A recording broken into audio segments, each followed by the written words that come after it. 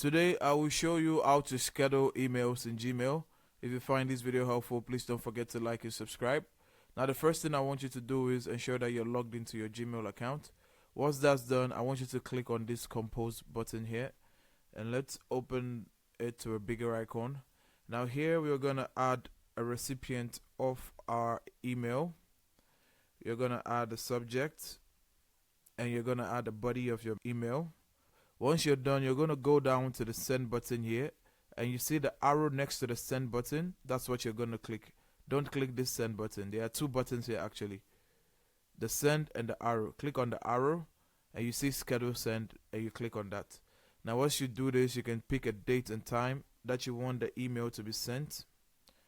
Click on schedule and send. Now once you click on that, a new label pops up on the sidebar for scheduled emails, and you see here, once you click here, you see your scheduled email here, and when the time is up for it to go, it's going to schedule and send to your recipient. Now that's how you schedule emails in Gmail. If you find this video helpful, please don't forget to like and subscribe. Until the next one, see ya.